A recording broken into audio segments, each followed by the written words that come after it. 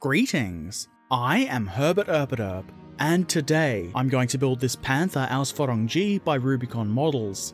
This is a 1/56th or 28mm scale plastic model, and it can be built as a mid or late war Panther.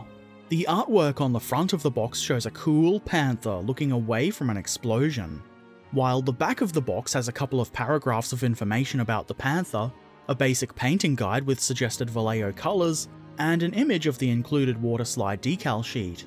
Inside the box you'll find 3 bags, each of which contains a single sprue.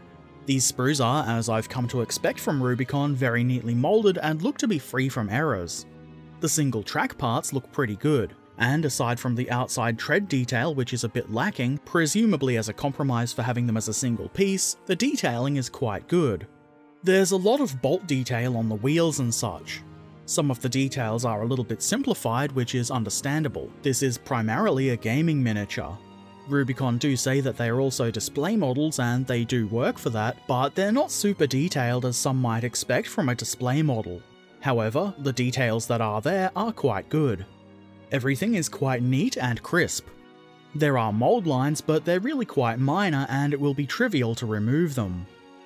This third sprue is for parts that are specific to the Panther G. Things like the hull top, gun mantlet and exhausts. Rubicon also makes a Panther A and D kit, so I would assume the main difference there is the sprue with the upper hull on it.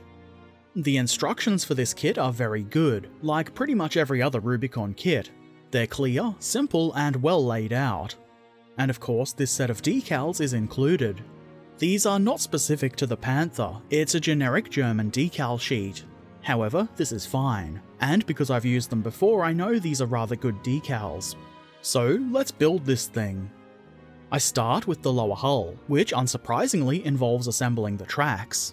The track sets are a single part, but the Panther had a bunch of interleaved road wheels and they will need to be added. These wheels come in sets of 4, rather than individual wheels. The first wheel should attach to the second swing arm like so. I then add glue to the axles so the wheels stay on, obviously. The next set of wheels goes on in a very similar way, only the first wheel goes onto the first swing arm. This is pretty easy. You might worry about the ugly bars between the wheels, but they'll be fine. They won't be visible once the track sets, which include the outer road wheels, are attached. Next, I install the inner half of the drive sprocket. This part is keyed so you don't position it in such a way that the teeth would interfere with the tracks. Then, the inner portion of the idler wheel goes on the opposite end. Simple enough. I add some more glue and then attach the tracks and outer road wheels part. It goes on very easily, and I apply a little bit of pressure to make sure the part is all the way on. The result is quite a good looking set of tracks, from the side at least. The tread details are minimal, but from the side it looks rather good, and I like the way the road wheels look on this. They're much more realistic looking than those you'll find on the Warlord Panther, for instance. I then assemble the other track set and join the 2 halves of the lower hull together. There's a pair of guideposts that slot together in the middle of the hull, and these make it very easy to get this joined together. I make sure to add glue at the gaps along the center line of the hull for a bit of extra strength. I then glue the lower front plate on. There is keying to help get this into place properly. The bolts on the final drive on either side will keep this part from being installed directly from the front, but it can easily be slotted down from above, and it fits very neatly. The whole rear goes on in pretty much exactly the same way. The shackles on the rear make it so that you'll need to slot this down from above. It's pretty simple. The instructions say to move on to the turret now, which seems a bit odd. I'm going to finish building the hull instead, because I'm a rebel. I attach these long strip things to the side of the hull like so. There's angled brackety bits on the bottom that should help get these on at the right angle. These parts are different for either side of the hull. You can see this one for the left of the hull has a cutout for the shovel. I don't know why they couldn't just move the shovel. Oh well. These are pretty easy to install. Then I glue the upper and lower hull parts together. There are guideposts here to ensure this goes together properly, which is quite helpful. It goes on relatively neatly. There wasn't too much of a gap at the front of the hull, though I still applied pressure there to minimize it as much as I could, and it does look pretty decent. Unfortunately, there's a big gap along the top rear of the hull. There should be a small gap there, but it shouldn't be this big. I'll have to fix that with some green stuff. Now it's time to get jacked. Attach the jack. This is pretty easy. It just goes into the slot on the back of the hull here like so. It doesn't look too bad. Some versions of the Panther had the jack horizontally under the exhausts, but not this one. I then attached the exhausts. I've chosen to go with these later version exhausts because, well, they look cool. The bottom of this part is disappointingly open, but you shouldn't see that during normal use anyway. I don't know what's inside this housing, a muffler I guess. Either way, they look interesting and they go on very easily. Then comes the boxes on the hull rear. There's keying for these which makes installation very easy. I'm pretty sure these are just for general stowage. The crew has to have somewhere to put their loot. Next, I put this fan on. There is keying to ensure this part goes on nice and straight. I'm not exactly sure what the box part around this fan is. A heater, I think. And there is an option for a fan without the box, but I think the box looks cool, and I'm pretty sure this marks it as a later Panther. Moving around to the right side of the hull, I install this little fire extinguisher. It fits nicely into the slot intended for it. There is a little bit of play in the part, so I had to do a bit of nudging to get it to sit properly, but I got there in the end. Next comes this set of things. I'm not sure what these are. Handles for picks? One looks like a hammer. I'm pretty sure this is not the gun cleaning kit. Either way, they go into the rearmost slots on this side of the hull.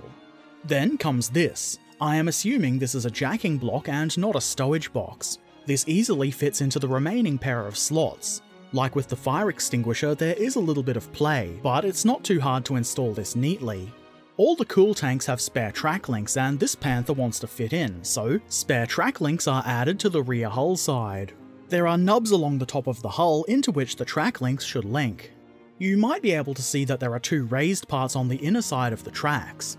These need to face downwards so they don't hold the spare track links out from the hull, if that makes sense. It's easy enough to do, just make sure that you don't install them too far forward or back. There's another set of spare track links on the left side of the tank too. These install in exactly the same way. Next comes this tube, which I'm pretty sure is the gun cleaning kit.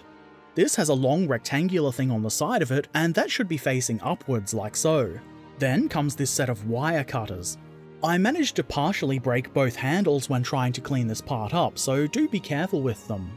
Fortunately, I managed to get these on without completely breaking any of the parts. The mounting slot for this is a little bit bigger than it actually needs to be, so that might need a little bit of filling later. Next, I install these two shackles at the front of the hull. These tiny little parts simply clip into the holes here at the front. I add both of them and then apply glue to lock them into place. I obviously don't want them to come back out again. I then add the hull machine gun. This is a fairly fiddly little part and you'll need to be careful with it when removing it from the sprue and cleaning it up. It is, however, pretty easy to install. The instructions, which are hopefully right, suggest inserting it as I have done, with the little nub on the left side and the gun on the right. I use my knife to nudge it into the correct position. This looks much better than the hull MG on certain other Panthers.